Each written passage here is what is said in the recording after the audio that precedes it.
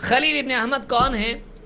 तबा ताबईन, 3 मरातिब हैं, सहाबा, उनके बाद ताबईन, उनके बाद तबा ताबईन।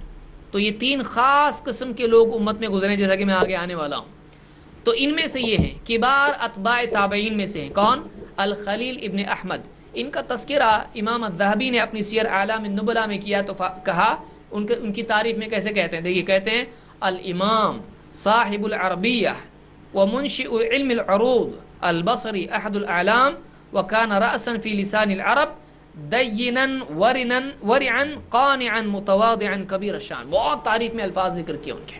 बड़े इमाम थे, अरबी के माहिर थे, दीनदार थे, बहुत तकवा वाले थे, बड़ी शान वाले थे, इमाम थे, एक बड़े इमाम उनको कहा है। ये भी एक इमाम है, अल खलील इब्न अहमद अल फराहिदी। ये कहते हैं, ये तबा ताबई हैं, ये कहते हैं इल्लम यकुन, याद रखिए इस जुमले को, क्या कहते हैं? कहते हैं इल्लम यकुन अहलुल कुरआन वल हदीस औलिया अल्लाह फलैसा लिल्लाहि फिल अर्दि वली। खतीब अल बगदादी ने शर्फ असहाबिल हदीस में इसको जिक्र किया। कहते हैं अगर कुरान और हदीस वाले अल्लाह के वली नहीं हैं तो फिर ज़मीन पर अल्लाह का कोई वली है ही नहीं।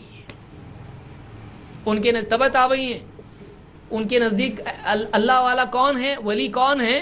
कहते हैं अगर कुरान और हदीस वाले अगर वली नहीं है तो फिर अल्लाह का कोई वली ज़मीन पे है ही नहीं।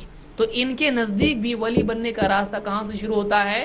कुरान और हदीस। अब वो लोग सोचें, थोड़े गरीब लोग कुछ बोलते हैं, बोले हदीस अलग है और सुन्नत अलग है। ये सुन्नत बोल रहे हैं कि हदीस बोल रहे हैं? तबा ताबई हैं। ये पान खाने वाला कोई मौलवी नहीं है। ये कौन है? ये तबा ताबई हैं, इतने बड़े तबके के हैं। ये क्या कह रहे हैं? अगर कुरान और हदीस कह रहे हैं कि कुरान और सुन्नत कह रहे हैं? कुरान और हदीस कह रहे हैं। देखिए फिर से इबारत पढ़ता हूँ, इल्लम यकुन अहलुल कुरआन वल हदीस औलिया अल्लाह।